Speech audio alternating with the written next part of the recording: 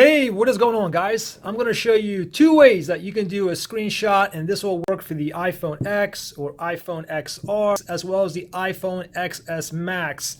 Now the thing is, to take a screenshot on these phones is different than any of the previous iPhones that have a home button. Okay, see all these phones up here are older model iPhones. They all have the home buttons here, and you can see these iPhones here, they don't have no home button. So for example, the older iPhones, like I said, it has a home button here, and you want to take a screenshot, you simply press two buttons simultaneously, the power button and the home button, press and hold, just like that, and you'll take a screenshot. However, for these newer model phones that don't have a home button, it's a different two-key combination, okay? And this first way I'm going to show you is the easiest way to take a screenshot on these newer iPhone models. It's two buttons. You want to press two buttons simultaneously. It's going to be the volume up rocker and the power button. So for example, ready? 1, 2, 3. Just like that. I'll do it again. 1, 2, 3. And there's a screenshot. Now you don't want to press and hold both of these buttons, because if you do, then you're going to get this slider option here to power down your iPhone. Also, when you take a screenshot here, you can go ahead and tap the screenshot photo right here, and then you can go ahead and edit it from here as well if you wish.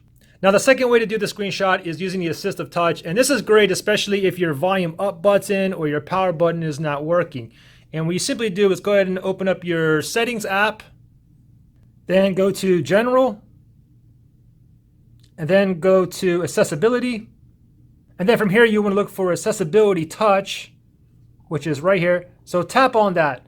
Now I'm going to go ahead and turn this on, and once I turn this on, you'll see this floating icon appear. Let me toggle it back off, and I'll toggle it back on, and this will appear here, and then you can move this on your screen. And then from here, by default, if you go ahead and just like tap this once, you get this menu here. Okay, so what we want to do is take the menu off and be able to touch that floating icon so it takes a screenshot. So what you can do is tap on single tap, double tap, or long press. Okay, so for example, if you wanted to be able to press this once and then take a screenshot, we do a single tap. So open up single tap here and then look for screenshot. You can see by default the open menu is enabled. So I'll tap on screenshot here. And now every time I tap on this, it's going to go ahead and take a screenshot, and then that floaty icon will reappear. Doesn't matter where on the screen you are, this floaty icon will be on the top. So again, I'll go ahead and take a screenshot here, just like that. Now another thing that you can do too is, let me just go back here. And then you also have like double tap and long press. So you can also go and like double tap, and you can select screenshot, or you can put it to something else. Like we can keep it to like open menu. So for example, right now what I can do is I tap on once, we know we're going to get a screenshot. If I double tap, that menu is going to pop up. And of course, you also have a long press here that you can do. Basically, if you press and hold it for a while, and then it'll take a screenshot. That's if you set it to screenshot on there as well.